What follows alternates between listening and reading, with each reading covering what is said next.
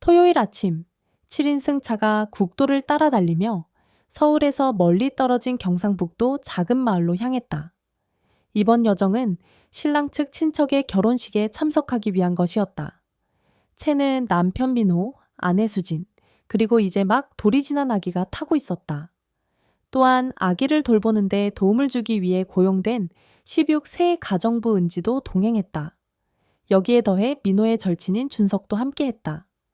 준석은 해외에서 일하는 교포로 이번에 한국을 방문한 김에 수진과 민호가 경상도 여행을 제안했던 것이다.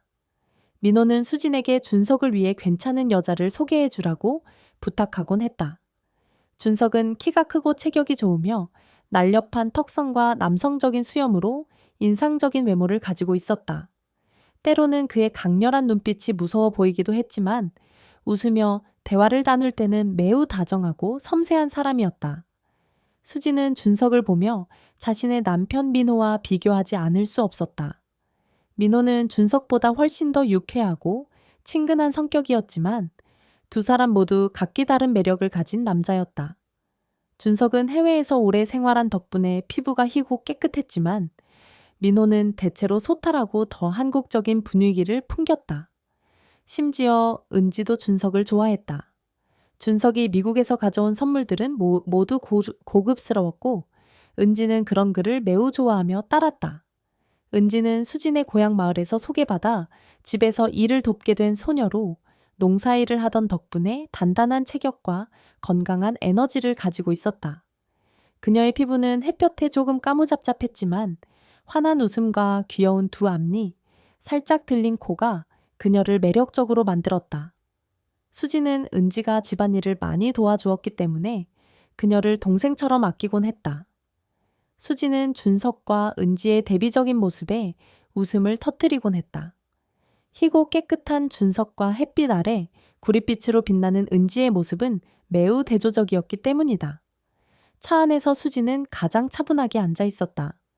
그녀는 키가 1m 60cm에 체중은 48kg 밖에 되지 않았고 늘 운동을 해서인지 몸매가 늘씬하고 건강해 보였다. 그녀의 큰 눈, 오똑한 코, 얇은 입술은 그녀를 더욱 돋보이게 했다. 수진의 웃음은 그녀의 이해심 깊은 성격을 반영하며 그녀의 얼굴에는 우아한 분위기가 담겨 있었다. 특히 그녀의 웃는 눈과 두 개의 보조개는 그녀를 보는 사람들을 매료시켰다. 수진이 선글라스를 착용하고 있었기에 준석은 그의 감정을 감출 수 있었다. 하지만 준석은 민호를 떠올릴 때마다 답답함을 느꼈다. 민호는 항상 일에 몰두하고 일이 끝나면 친구들과 시간을 보내거나 게임을 하며 시간을 보냈다. 그는 가족과 시간을 보내는데 그리 신경 쓰지 않는 것처럼 보였다. 수지는 민호와 준석에게 적당한 상대를 찾아주겠다고 말했지만 준석은 만약 수진 같은 여자가 있다면 고민할 필요도 없이 바로 결혼할 텐데 라고 생각하곤 했다. 여행 중 차 안에서는 웃음과 이야기가 끊이지 않았다. 그렇게 긴 여정도 짧게 느껴졌다. 정오쯤 차는 수진의 친척 집에 도착했다. 마을은 결혼식 준비로 바쁘고 활기차 보였다. 대나무로 만든 결혼식 텐트가 마당에 설치되어 있었고 대나무 잎으로 장식된 모습이 매우 아름다웠다. 마을 청년들은 바쁘게 테이블과 의자를 나르고 있었다. 집 안에서는 신랑의 부모님이 상을 준비하며 손님을 맞이했다. 수진과 일행은 마당에서 가볍게 인사를 나눈 후 친척들의 안내를 받아 집 뒤뜰로 이동했다. 뒤뜰은 나무 그늘이 가득해 시원했고 마을의 여성들이 모여 요리와 결혼식 준비를 하느라 분주했다. 다음날 아침부터 시골 마을에서는 결혼식 준비로 분주했다. 한국의 전통적인 시골 결혼식은 서울의 호텔 결혼식과는 사뭇 달랐다. 이곳에서는 이웃들이 함께 모여 음식을 만들고 결혼식 준비를 돕는다. 모두 바쁘지만 이런 결혼식은 축제와 같아 온 마을 사람들이 함께 기쁨을 나누고 정을 쌓는 기회가 되었다. 민호가 마당에서 세수를 하고 있을 때 한 여성이 다가와 말을 걸었다. 오빠, 오랜만이에요. 건강하시죠? 저 기억 안 나세요? 저는 수진 언니, 친척집, 옆집 사는 민서예요. 그렇게 수진과 민서는 반갑게 대화를 나누기 시작했다. 민서는 올해 24으로 몇 달 전에 결혼했지만 남편은 현재 한국에서 멀리 떨어진 일본에서 일하고 있었다. 민서는 부모님을 도우며 집안일과 가게 일을 하고 있다고 했다. 그녀는 하얀 피부와 순수하고 단정한 미모를 가지고 있었고 소박하면서도 따뜻한 매력을 뿜어냈다. 준석은 그녀를 보며 경상도의 여성이 이렇게 아름다울 줄 몰랐다고 생각했다. 수지는 세련되고 도시적인 미모를 가지고 있다면 민서는 시골 소녀의 풋풋함과 사랑스러움을 갖추고 있었다. 그녀의 자연스러운 매력은 단순하면서도 사람의 마음을 끌어당겼다.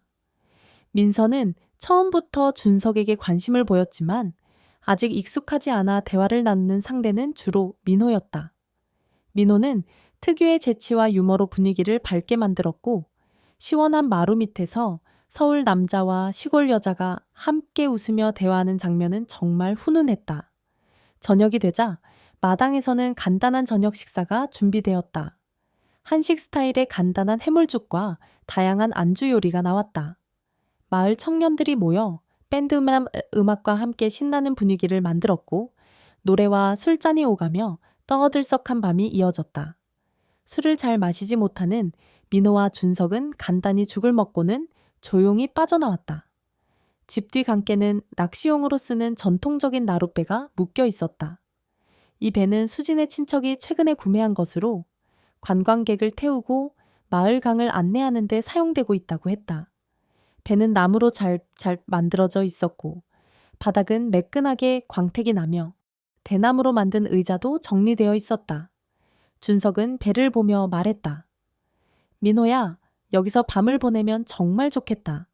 이 시끄러운 음악 소리에서 벗어날 수 있을 것 같아. 민호가 웃으며 대답했다. 좋은 생각이야. 그런데 모기에 물릴까봐 걱정되네. 내가 가방에서 모기 퇴치제를 좀 가져올게. 준석은 배에 남아 자리를 정리했고 민호는 배 안에 있는 모기장을 발견하고는 환호했다. 배는 폭이 약 2.5m, 길이는 5m 정도 되는 크기로 충분히 넓고 편안해 보였다. 민호는 집에서 가져온 담요를 바닥에 깔아 편안한 침상을 만들고 구명조끼를 베개로 사용했다.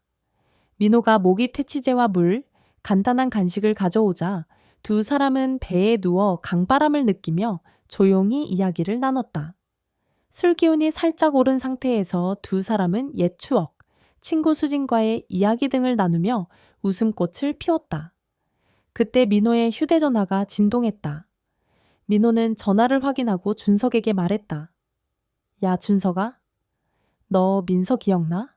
낮에 파란색 옷 입고 있던 애 있잖아. 진짜 귀엽더라. 준석도 동의하며 말했다. 응, 민서 진짜 매력 있더라. 지금 여기 있다면 얼마나 좋을까. 두 사람은 민서를 다시 부를 궁리를 하기 시작했다. 민호는 준석에게 말했다. 야야, 네가 안에 들어가서 이불을 덮고 자는 척해.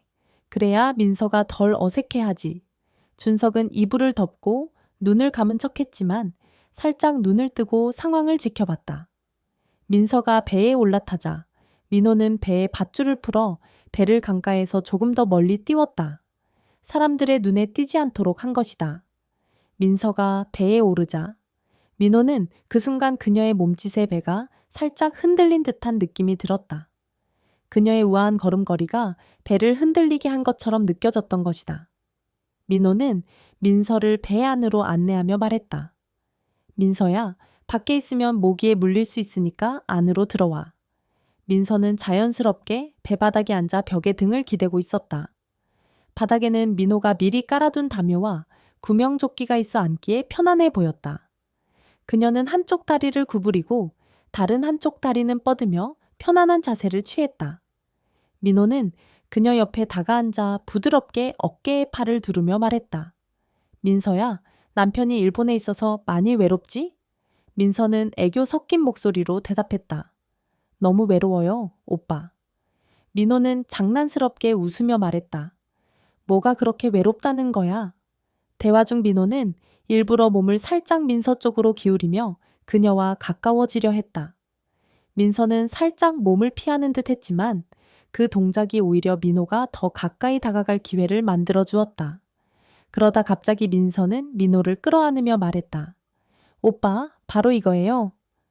두 사람은 점점 더 가까워졌고 민서는 주변을 살피며 조심스럽게 말했다.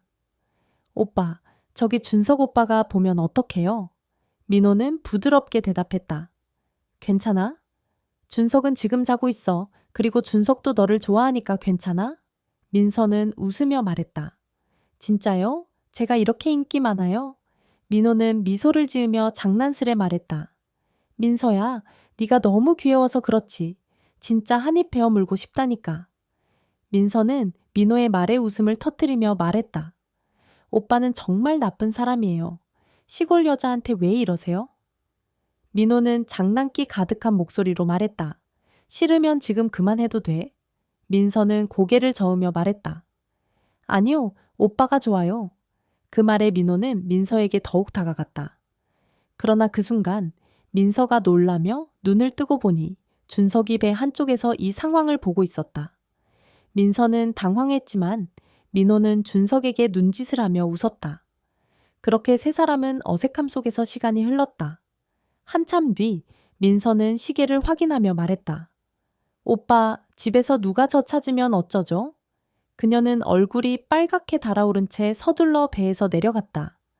준석은 여전히 술 기운에 휘청이며 배 바닥에 누워 잠들었고 민호는 강바람을 느끼며 배 위에 홀로 누워 있었다.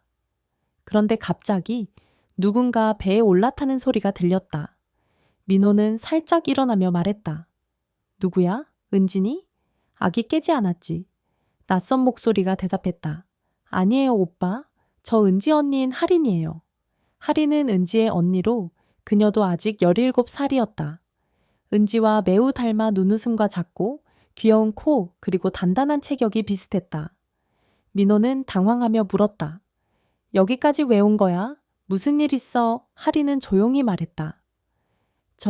아까 민서 언니랑 오빠를 보고 저도. 결국 민호는 준석을 깨워 하린과 대화를 나누게 했다. 두 사람은 다소 피곤했지만 하린의 귀여움에 매료된 두 남자는 대화에 빠져들었다. 다음 날 전고, 결혼식이 본격적으로 시작되었다. 민호와 준석은 다리가 약간 절뚝이며 결혼식장으로 향했다. 민서와 하린은 그 모습을 보며 은밀한 미소를 짓고 있었다.